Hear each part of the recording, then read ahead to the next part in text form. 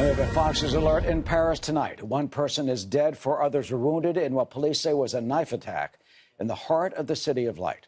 Reports say a man who was armed with a knife started stabbing people on the street and tried to attack one person in a taxi. All occurring on the street, a crowded Saturday night. It is a busy district right near the Paris Opera House. You know, that's jammed with tourists and visitors alike. Well, authorities have not yet classified the stabbing as a terrorist attack. It does appear to have the hallmarks of one, but as of this hour, the motive for this attack, we are told, is unknown. Let's bring in Steve Rogers, former member of the FBI Joint Terrorism Task Force here in our country. Steve, you got a tourist area. It's a Saturday night near the Opera House, multiple stabbings randomly. What does your gut say? Well, my gut says it's a strong possibility that it is a terrorist attack because of the modus operandi of the suspect. Eric, a couple things to keep in mind. The police, when they always go to a scene like this, they want to capture the suspect alive. They do the best they could to make this happen because the suspect becomes the greatest source of intelligence and information. Now that the suspect is dead, they're certainly going to be working on looking at video footage. They will identify who the suspect is.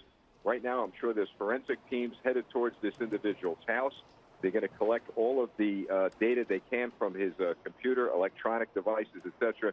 And no doubt that the Anti-Terrorism Task Force is on the ground as we speak in Paris. You know, we've seen a rash over 3 years of these radical Islamic terrorist attacks. The truck mowing down at people in Nice, the Bacalan concert shooting, and the attacks with basically machine guns on the streets of Paris. People, you know, enjoying that wonderful city and the cafes. And this is a similar situation, even though we don't know the motive.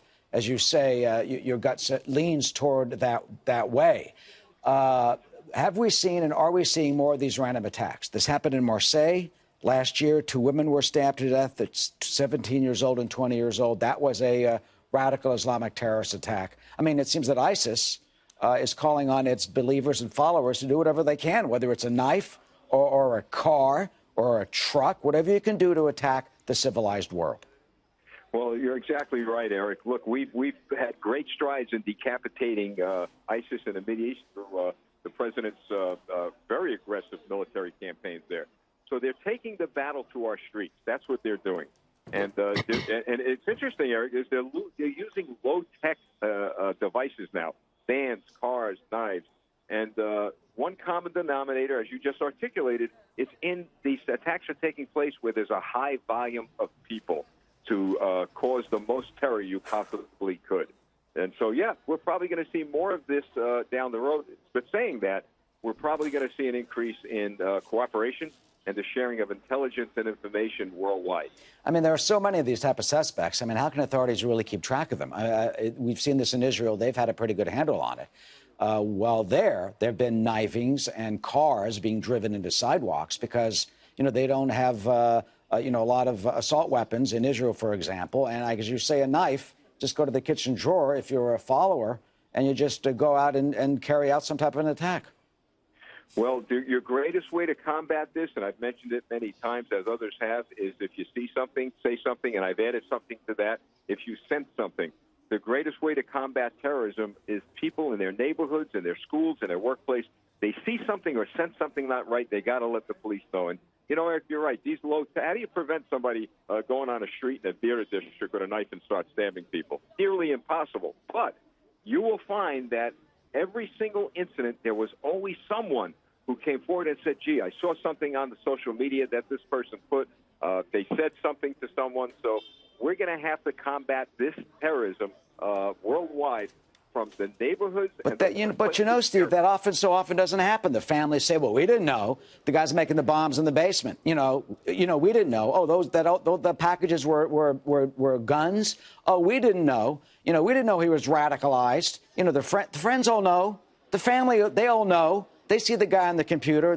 He starts talking for a year about, you know, radical jihad, and then everyone shuts up you know, I don't know a thing.